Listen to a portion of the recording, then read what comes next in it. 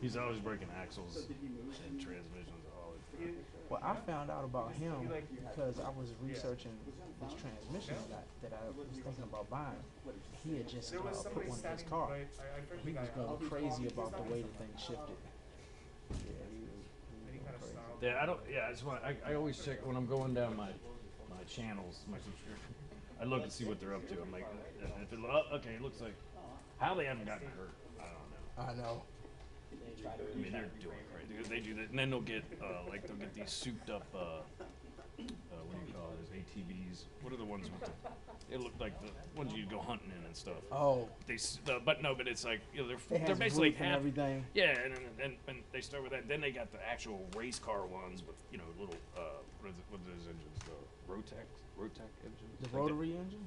No, they put them in jet skis and stuff. The Rotecs. They make those little 4-cylinder race engines for like. Oh, yeah. I know what you're talking about. I can't remember the name. It's I an know R. what you're talking Anyway, about. they always that's what they put in their jet boats too. They Yeah. got these little jet boats that they built themselves out of aluminum kit. Yeah. They're like this big, and they go flying, jumping over trees that are in it, and I don't know how they get hurt there either. They almost did last time. They hit a tree they hit it. They hit it too hard, and it dumped them out into the swamp or whatever the hell they were. Holy smokes. They never got seriously hurt. It's only one time. About 10 minutes, huh? Yeah, she's gonna be usually at least 10 minutes late. But you gotta pretend she's gonna be able to.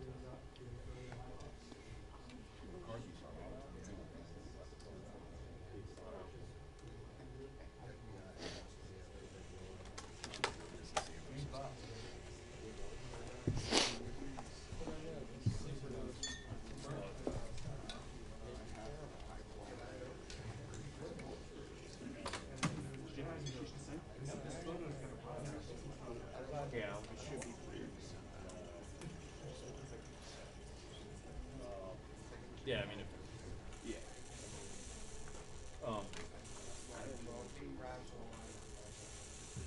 She's gonna say her thing, and then every question's gonna do. What about the pregame?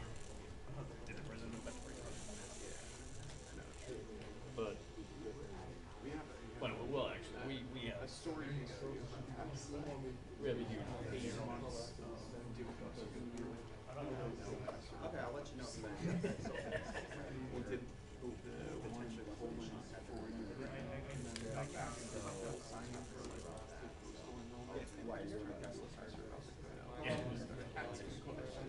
Well, we actually put something. We have pretty much every age. Every age is our every age.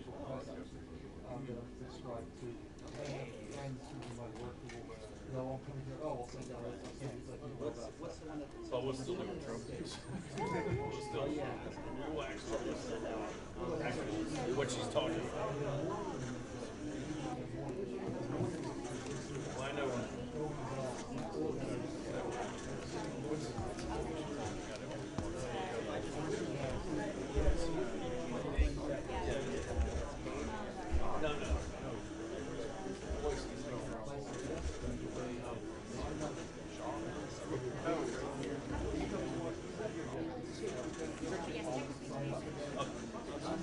Oh, really?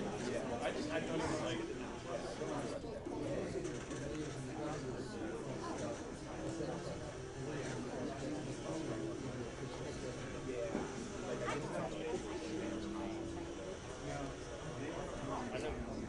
I know that, I mean, I know those, but that's not.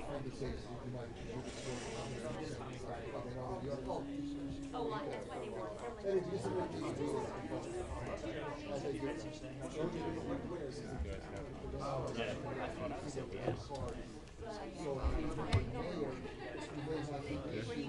that's why they were Even like an outside diet.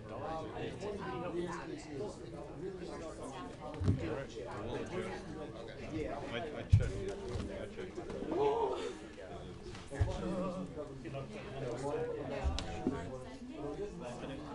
Alright, take care,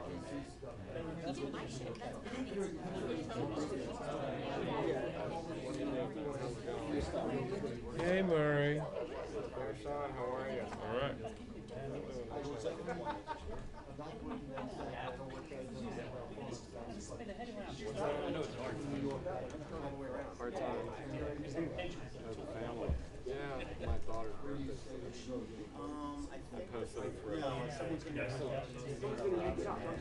Yeah, yeah. It's like that guy in Utah pushed over that line. Whoa, it's dangerous.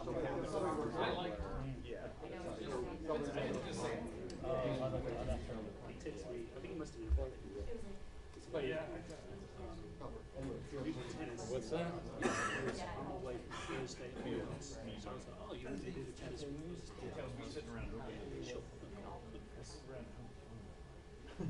And then he doesn't play. Maybe it's just like No, I have. so then I have back and forth. So just to be clear, Thursday onwards. And he went, it's from Tuesday. Oh, this is on a Monday. He said, oh, from tomorrow. Okay, so you want tomorrow, Tuesday. We're supposed to go Tuesday. And I don't know how to what do you do?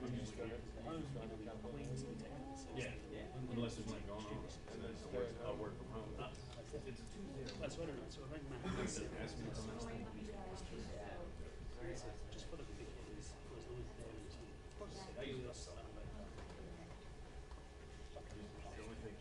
Unfortunately, I've had a kind of series. How's it going? Yeah. Are you, when you're done with this, are you going up here? And then Because I don't want to keep you, but I'm going to have to just horrendous. file. But on Friday, I'm going to come in the office. I can, because Julio's there. Yeah, About these audio, so we don't have to, like, I don't want to delay you. Yeah, but I don't know. So gross outside. Yeah, I'm like just walking in the car. I'm like, all right, let me get set up. All right, see ya.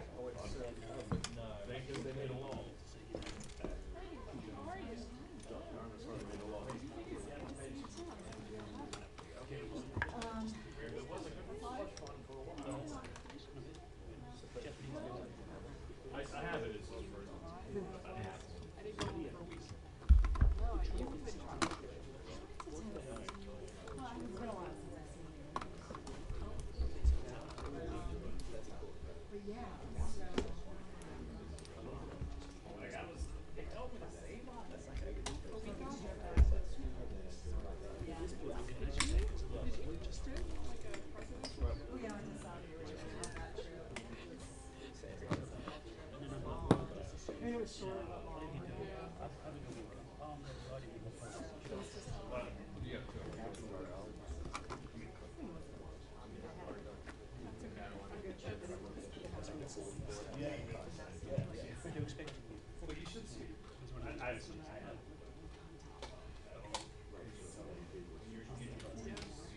no matter what.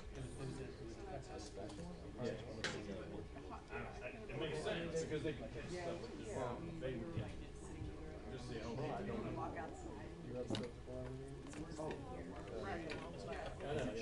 I think people do this. I got it. But there's a reason he needs to go.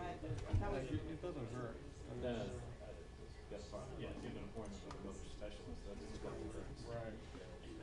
Another specialist. Is it still school you suggesting? I'm sure it's fine. You'll walk it.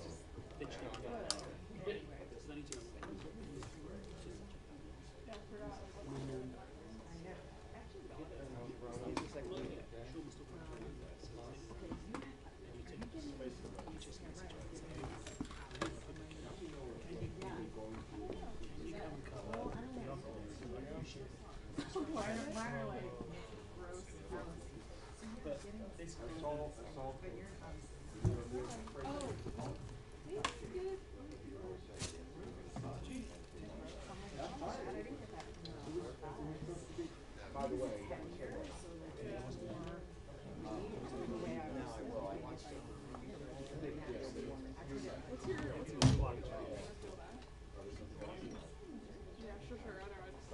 So I don't know. I was like, oh. And the overhang, like,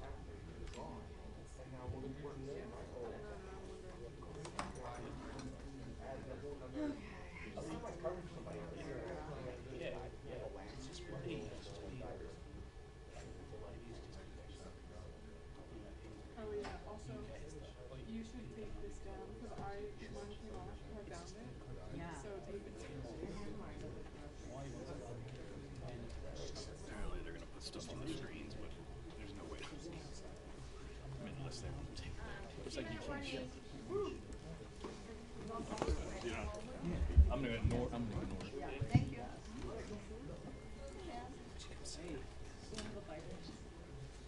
Okay. No problem.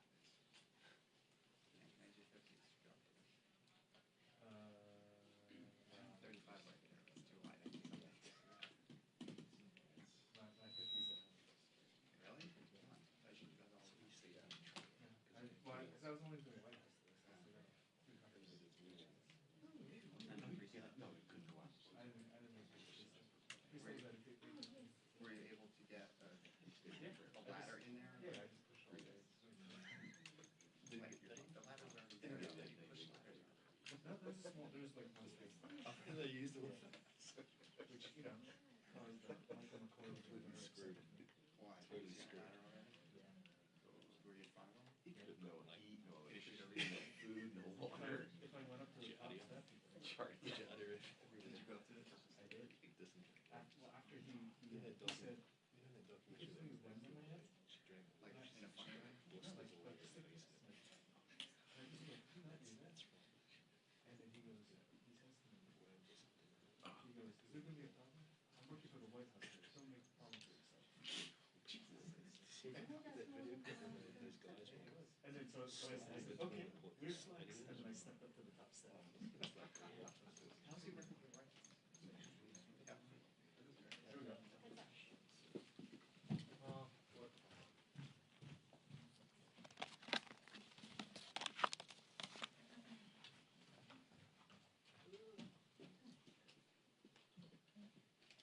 There we are.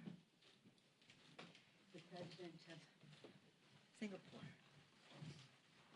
Good afternoon, everyone. Some of us have just come from the White House, where the President really signed a monumental bill, the Honor Our Pact Act, for our veterans.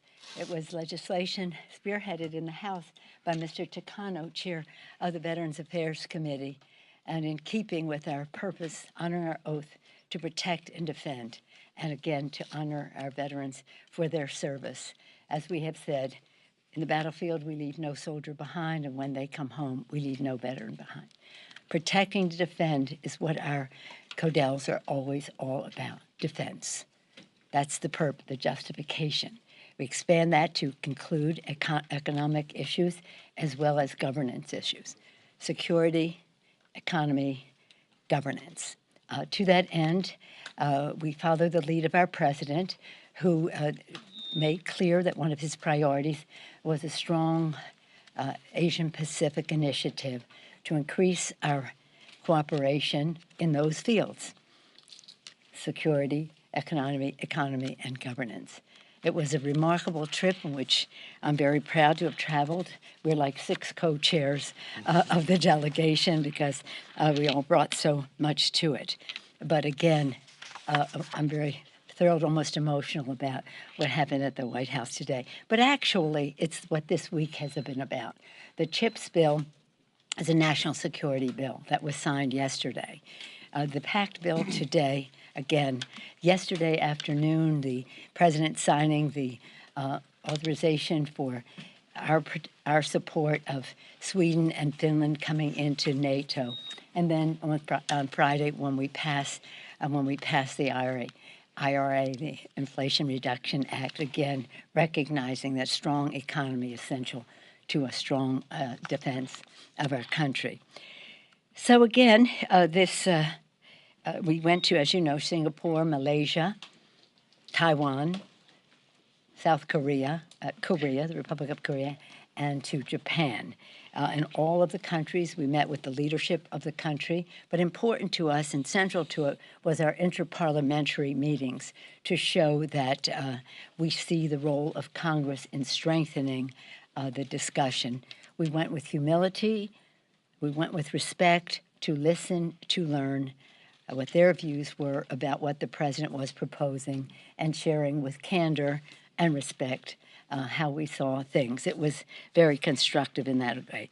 We also had the privilege of being, well, here we are in some meetings. They're self-explanatory. That's the Prime Minister of Singapore who welcomed us grandly.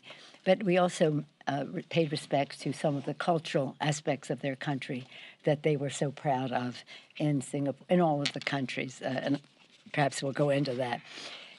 Again, 6 co-chairs, the chairman of the Foreign Affairs Committee, Gregory Meeks, and you'll hear from him in a moment, Mark Takano, chairman of the Veterans Affairs Committee, Susan Delbeni, the vice chair of the Ways and Means Committee, Raja Krishnamurthy, a member of the Intelligence Committee, and Andy Kim, who cannot be with us, child care.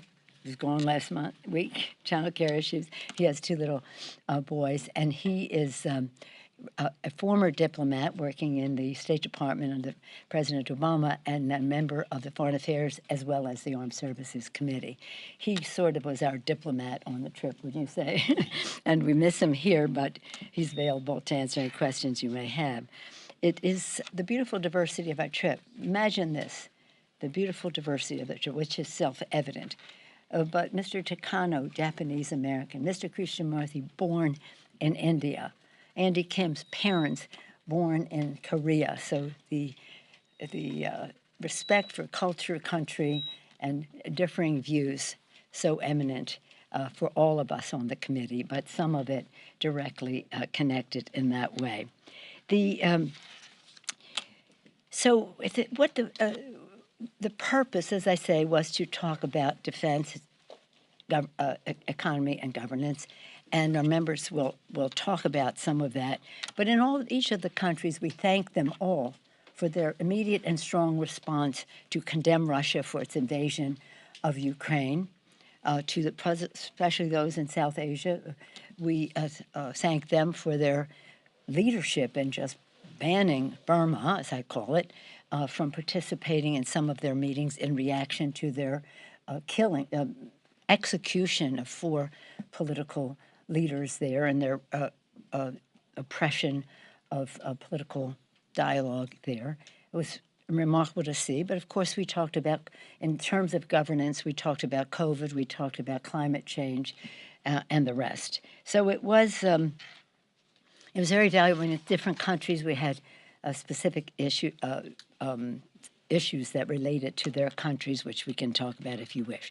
In terms of Taiwan, our purpose in going to Taiwan was to say that we have this strong relationship built on the status quo, which we support, which is really important because they're saying, well, we're trying to upset.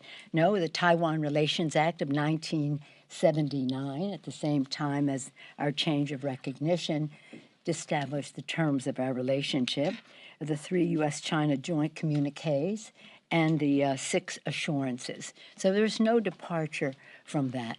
But in keeping with that, we will not allow China to isolate Taiwan. They have kept Taiwan from participating in the World Health Organization, other things where Taiwan can make a very valued contribution. And they may keep them from going there, but they're not keeping us from going to Taiwan. We will not allow them to. So we think that their reaction, that was our purpose, to salute this thriving democracy. Don't take it from me. Freedom House said one of the freest democracies in the world. Show our respect for that, for the success of their economy, for the enthusiasm of their young people to embrace democracy, and others as well, but the young knowing nothing else except a free Taiwan. So that was our purpose. Their pretext was our visit, for them to do what they normally do, intensified. They didn't do it when the Senate went under Chairman Menendez of the Foreign Relations Committee. They just decided to do it this time. So in any event, we're very proud of our delegation. We're very proud of our men and women in uniform. When I talk about security, whether it was at Travis Air Force Base, whether it was in Hawaii, where we visit with them and went to the Arizona, and then to Guam on our way to get their appraisal of the situation in the region, the Asian Pacific, and also to pay our respects to our men and women in uniform, which we did there, and we did in the countries that we visited, especially in Korea and in Japan. And in Korea, we had the privilege, led by the General Lakamura, to go to the DMZ to get an up-to-date current report of the North-South dynamic in Korea. It was interesting to me because I've been to Pyongyang, I've been to North Korea. It's a horrible place, but again, we were seeing where at the border how things were going. So for these and other reasons, we were very honored to be received. We thanked our host of the host countries. We spent a good deal of time in an interparliamentary way in every country with their speakers and that. And again, we thank our embassies and our diplomats who represent us so well and who made our visit such a success. Just close by saying two things. When we were in Japan, we were beautifully welcomed at the Diet. We went there to pay our respects to Prime Minister Abe, who was a friend of America, and they had their tribute. They'll have more, but this one they invited us to. It was very sad, but again, a connection between our two countries. And in closing, I just want to thank our president. He has been a president for peace, for security, for economic growth, for good governance, and we're very proud of his initiative, which was the main purpose of our visit and our timing. With that, I want to yield to our distinguished chair of the Foreign Relations Committee, that's the Senate, the Foreign Affairs Committee, and the place where so much of all of this begins. I praise him for his commitment to our security, our economic success, and good governance in all the countries that we are engaged with. Mr. Chairman. Gregory Meeks of New York. I want to thank you, Madam Speaker, for the opportunity to participate in this very important, very substantial, and very successful CODEL. It was important for us to be there in the region. The people of the region wanted to see us there. They understand that part of what is taking place in the world is, as we see from place after place, it's a question of democracy versus an autocratic government. And they want to know that we are partners. And that's why they welcomed us at every stop that we went to, saying thank you for being here, whether it was Taiwan, South Korea, Japan, Singapore, or Malaysia. In Taiwan, we saw people lined up down the streets, over 250,000 people watching our flight land. And then the crowds on the streets saying, thank you for coming. We had the opportunity to talk and to have conversation with various of our legislators, which was really important. And we had to then chat it back and forth on what we're doing. And I had the opportunity as chair of the Foreign Affairs Committee to let them know that we're doing many things, particularly in regards to Taiwan. We've got some bills that were coming out or that have passed already, like the Taiwan Peace and Stability Act. They were interested to know that, like the Taiwan Fellowship Act and the Taiwan Reassurance Act, and provisions supporting the name change of TACRO to the Taiwan Representative Office in the United States. Again, it is not us who want to change the status quo. We see that coming from Beijing. And they were so appreciative that we stood to show that we're going to partner with our friends and allies throughout the region. They all have issues, whether it's the South China Sea or the Taiwan Strait. But they want to know that we are there, and they want to see even our soft power. And that's why the conversations that you see with my fellow members, and they'll talk about whether it's working with our veterans or dealing with climate or dealing with what was historic with reference to chips and exchanges and dealing with manufacturing goods in the United States. I conclude just by saying that, and I thank President Biden also for being in the region. He's visited the region and done another thing. So we're in lockstep with our focus and our message to the people in Southeast Asia, that you have a friend, an ally, and a partner in the United States of America. And when you call to ask us to come to visit you, as we did on this trip, we'll be there with you. So with that, I just turn it over to the chair of the Veterans Affairs Committee, Chairman Mark Takano. Yeah, thank you. Thank you, Mr. Chairman. We kind of call each other Mr. Chairman all the time. When we first became chairman, we were just so thrilled in 2018. Mr. Chairman. So good afternoon. I am Mark Takano. I chair the Veterans Affairs Committee, and I was honored to attend this congressional delegation will be a part of the congressional delegation with Speaker Pelosi and our colleagues here today. And while we were abroad, there was interest with our defense security allies and partners. Some are allies and some are partners. Interesting enough, we visited all very, very robust, inspiring democracies. Some of those democracies have a quote-unquote balanced approach with China. They don't really want the United States to force them to choose sides. But interesting enough, even those that don't want to be forced to choose sides are very, very, very interested in the United States being their security partner. They want to, we help them with military armaments and training and training together. And of course, they were interested in what we do with our veterans. I had a long, extensive talk with the defense minister of Malaysia on that topic. I had a chance to speak with, for a second time, with the Minister for Veterans and Patriots of South Korea. We're very interested in moving forward more work on the Korean Valor Act, which was included in the recently passed fiscal 23 NDAA. The Valor Act was passed there, and it has to, I don't want to get into the details yet, but it has to do with naturalized Korean American veterans from the Vietnam War era and how we can serve them better here in the States.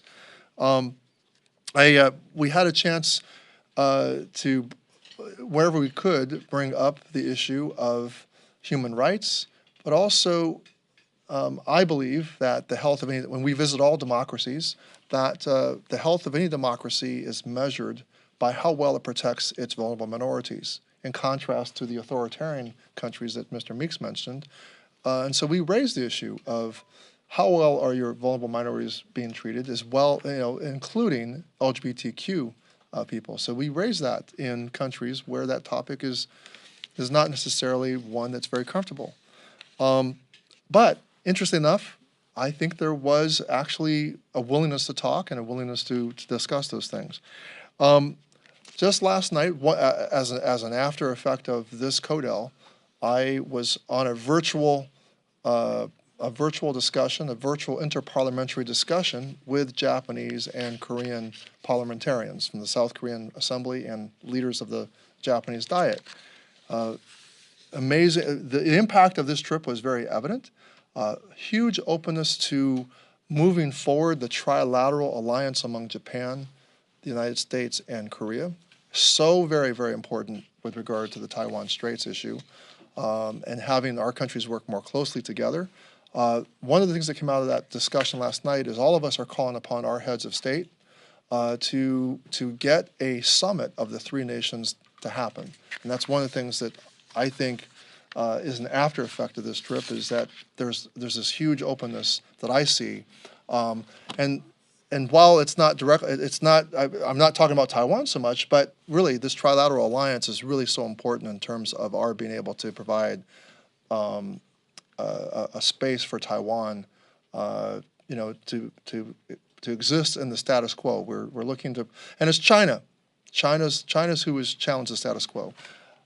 With that, I want to turn it over to Suzanne Delbene, the Vice Chair of the Ways and Means Committee. Thank you. Thank you, Mr. Chairman. So I'll use your word. Chairman Natano. I'm Susan Delbene, Vice Chair of the Ways and Means Committee from the great state of Washington. And Chairman Meeks wanted me to point out that the Mariners beat the Yankees last night. It was really an honor to be part of this journey with Speaker Pelosi and our entire delegation. And while it was the first time I visited, I think, every country since I've been a member of Congress, I have visited the region many times in my former career in business and technology, and I know firsthand the very close partnership that we have, the economic partnership that we have in innovation, and the long-term partnerships that's been there that we can build on. In fact, over half of all global economic growth is expected in this region over the next 30 years. So it's was a primary goal of our delegation, and the speaker talks about security, economy, and governance. On economy, important goal of our delegation was to talk about how we build stronger economic ties throughout the region. Increasing our economic presence is clearly key to advancing other goals that we have in terms of boosting security and strengthening democracy.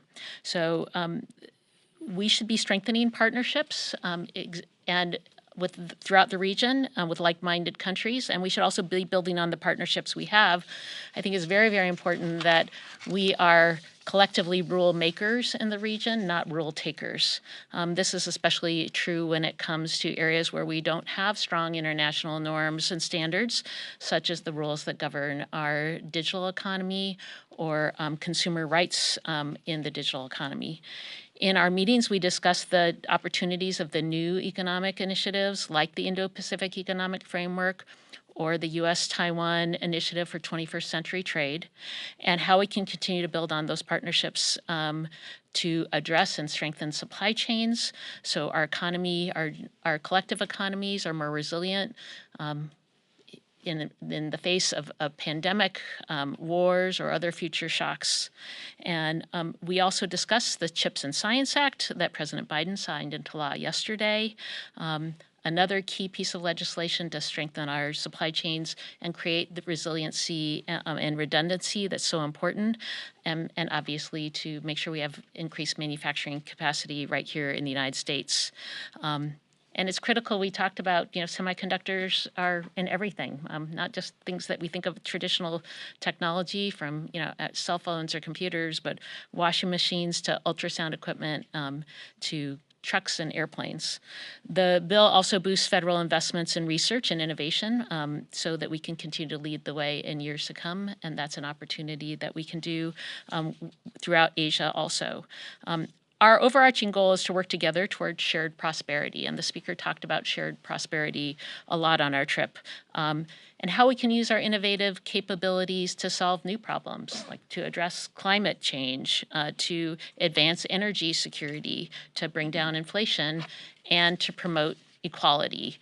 So it was a rich conversation, important conversation, one that we will continue moving forward in conjunction with the administration, with Secretary Raimondo and Ambassador Tai to continue to build our partnership there.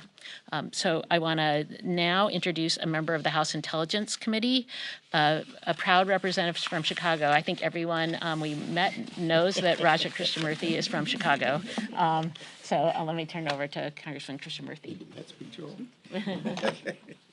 So as a Cubs fan, we are not going to talk about baseball today, sadly. But in any case, thank you so much, Speaker Pelosi, for including me on this particular trip. Thank you to all of you for paying attention to this congressional delegation trip.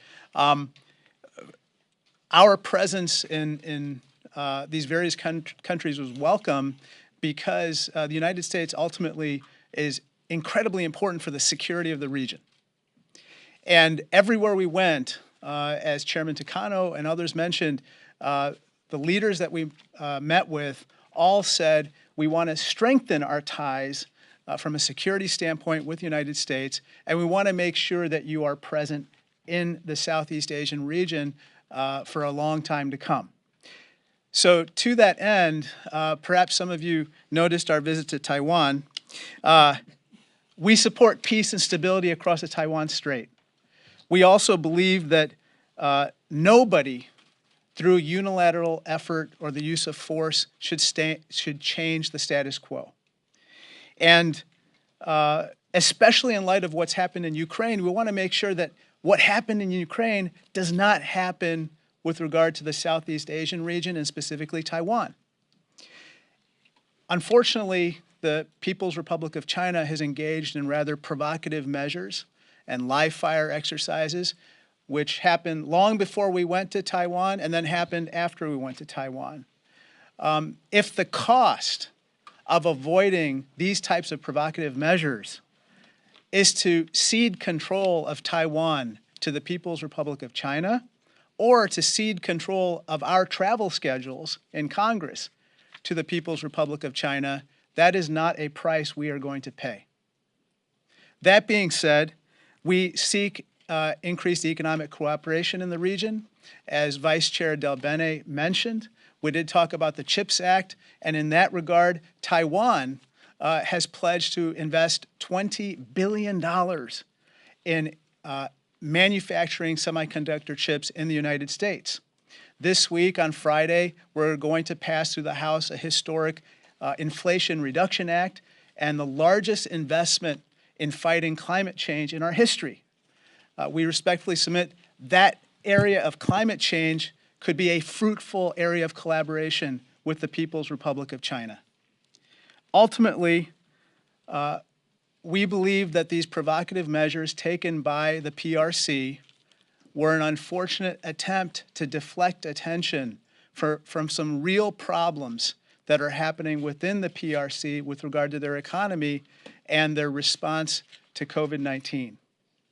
However, we respectfully submit that these provocative measures are going to continue to harm their economy, not enhance it, because it will increase uncertainty for commerce in the region. And as Taiwan's economy and the rest of the region is so intertwined, any further provocative measures will only hurt the Chinese economy. That being said, I'm glad to see that these live fire exercises appear to be easing and these provocative measures appear to be subsiding. And so we look forward to a time of collaboration as opposed to increased tensions going forward. Thank you. Thank you very much, my colleagues. Thank you very much, Cubs fans, Mariner fans, Yankee fans. What are you? What am I? Yeah. Putting you on the spot. Dodgers, Angels, whoever's Giants and Orioles. But in any event, as you may know, baseball is a big sport in Japan, and we did spend a good deal of time with the Japanese members of Parliament bragging about their exports to the United States in that regard. And the cultural aspects of our visit were very unifying, shall we say. When we were in Korea, they said, we understand you like U2 and Bono's music, so they had these beautiful performers come in playing on YouTube songs on Korean instruments. We have pictures, you see them there. And then they ended up with Frank Sinatra. And then My Way, yeah. And then in Singapore, what we saw there was quite remarkable. They park by the bay, the big giant tree, and all the rest of that. But they take great pride in their cultures, and we wanted to pay our respects. One thing I do want to point out: when you see all those empty seats, that's the Diet. You saw those empty seats in that one film. If you looked up. There's where we're being welcomed in Malaysia, but that's in Japan. But in the Diet, we see all those empty seats. They ring the bell, and those seats are filled in a minute, in a second. And it just, boom, it's like people popped up. 15 minutes, that's for sure. They did. And, in any event, for these and other reasons, and I wanted to, this is the DMZ. This is Panmunjom, the border. That building in the back is North Korea. There's with the Prime Minister of Japan. We were very honored to be welcomed by him. They're talking baseball there, I guess. In any event, there it is. In a minute, 30 seconds to be filmed. My colleagues have heard me say this again and again. When I was a student, I was at the inauguration of John F. Kennedy, before any of you were born, and perhaps even before your parents were born. But in any event, everybody made a big fuss, and students learn all over the world, and certainly in our country, what the president said to citizens of America: ask not what your country can do for you, but what you can do for your country. You all learned that in school, right? Shake your head, yes. In any event, the next line is what I remembered and struck me. He said, citizens of the world, ask not what America can do for you, but what we can do working together for the freedom of mankind. And that's what this trip was about, and that's what President Biden is about, working together. No condescension, but consensus building. And that really was our spirit that we brought to this. How can we work together, listening to your priorities, sharing ours with you, finding our common ground, appreciating our shared values. So in that regard, it was inspiring. We come back informed, inspired, and again, ready to work. And one point that has to be made about this, when China does what it does in the Taiwan Straits or in the South China Sea, it has an impact on America's working families because you cannot tie up the waterways. That just increases cost. And if you add, oh look, that you just saw a picture of somebody with a selfie. That was a dissident from Tiananmen Square, where Kashi, and I met him when he was 21 years old, when he came right out of Tiananmen Square while people were being crushed under the tanks. And he also happens to be a Uyghur, and Mr. Chairman has been a leader in fighting to highlight what's happening in the genocide in China in terms of the Uyghurs. But in any event, for many reasons, it was a very unifying trip. That's in Korea, too. Those people were killed by the North Koreans. In any event, we're pleased to take any questions you may have. Yes, ma'am. No, we aren't? They're awake. Safe and sound. Welcome back. Thank you. There are some reports that your son was on this trip with you. Yes, he was. Yes, he was. What was his role? His role was to be my escort. Usually we invited spouses. Not all could come, but I had him come, and I was very proud that he was there, and I'm thrilled, and it was nice for me. Did he have any business dealings? No, he did not. Of course he did not. Next question? Yes, ma'am. Madam Speaker, so China announced that its military drills around Taiwan are over today. So would you expect China to kind of stop its saber rattling over Taiwan for a while, or do you expect it to use your visit as a pretext and potentially the drills as a game plan to speed up its timeline of invading Taiwan? Well, I think what we saw with China was they were trying to establish sort of a new normal. And we just can't let that happen. Mr. Chairman, do you want to respond to that in terms of, we don't know what the Chinese plan, but we know that they were trying to push their way closer to whatever thoughts they have about the future. Yeah, so look, clearly China had their plans before we took our trip. And what they want to do is to try to deter us from going to visit our friend and ally. And I think what this trip did, which they did not expect, is show that no matter what President Xi says, we are going to stand by our friends and allies. So I think that China now has to take a different viewpoint on it because we are unequivocal on what our positions will be with reference to our friends and our allies. The president visiting when he did and talking about being involved in the region, and now the House of Representatives, led by the Speaker of the House, gave Xi a message that he's not going to dictate to us on what we do and what we don't do. And so I would hope that he now understands he should talk to us on those things that we can work with, as indicated by my colleagues, and with climate, because that's really important to us, and keeping the status quo. Nobody wants to change anything.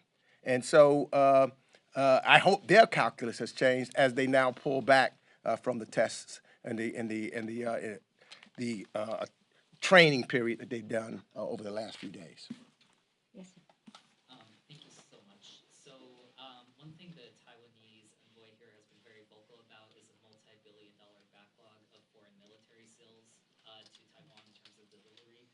I understand this also might be an issue with Japan and South Korea. So in your travels, was this addressed with our allies and partners, and what is being done to address that backlog? Who would like to respond to that? Oh, all right, Ken. Yes, that was discussed. This is an ongoing issue, and as you know, given the various needs that we're trying to supply with regard to Ukraine, there's increased stress on the supply chain within the defense industrial base. That being said, I can't go into details, but we are taking steps with regard to this particular issue, and we intend to fulfill all of our obligations to all of our partners and others who are counting on us for these vital supplies. And I could just tell you that on the Foreign Affairs Committee, we're working on bills now to help expedite and to reduce red tape to get defense items that are needed out in a quicker fashion. So we're looking at that right now. We may come and have some hearings on it, but we're looking at ways so that we can expedite it on the committee as we speak. Yes, sir. Given the comments from the president a few weeks ago saying that the military thought it was not a good idea for you guys to go to Taiwan right now, is this administration being too cautious when it comes to the issue of Taiwan?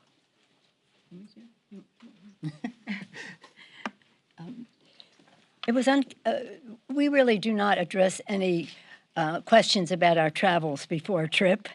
And so in keeping with that, I won't comment on the comment that the president made before our trip. But all I can say is that we are very proud of our military. Their preparation and their actually, I think, minimize the impact of the Chinese on our trip. So they took very good care of us. I don't remember them ever telling us not to go, the military. No. And the other thing they did say that our soft power in the region is tremendously important to go along and complement what they're doing in the region and how we need to work collectively because the people want to know what we're doing and how we're invested in them. So they really welcomed, from our dialogue, like us being there and talking about soft power and how we can engage in the region in that manner also. Yeah. One more, yes, sir. Madam Speaker, thank you. Do you think the Department of Justice or the FBI should come forward and offer some kind of either explanation or at least context for the raid at Mar-a-Lago or something they may not typically do, but given the unprecedented... I think we made it really clear that this meeting was about this Codell. I'll be having another press conference the next day or so about legislation and about whatever else is going on, with all due respect to your question. On this subject...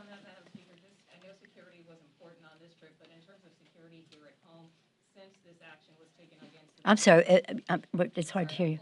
I said, I know security was important on your trip, Yeah. But just in terms of security here at home, just in light of the action at the former president's home, is there any concern right now among you or members about your own security, given some of the chatter, this talk about civil war? Some say it's on par with January 6th. Well, with all due respect, I place your category in the same, your question in that same category, but we did have a briefing that was long planned before any of the actions of this week was long planned for security for members, all members of Congress. On this subject? Oh, yes, Madam Speaker. What was your reaction to China's sanctions against you and your immediate family members? There's no reaction. Who cares? I mean, right? Look, I want to tell you something. Let's enlarge the issue. We're talking about, as our chairman, distinguished chairman, and others have mentioned, the struggle between democracy and autocracy.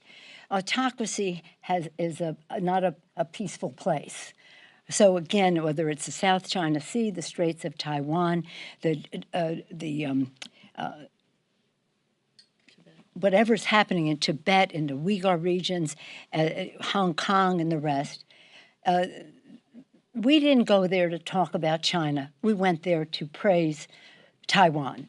We went there to show our friendship, to say China cannot isolate Taiwan. So that's what it was about. That is incidental to me, of no relevance whatsoever.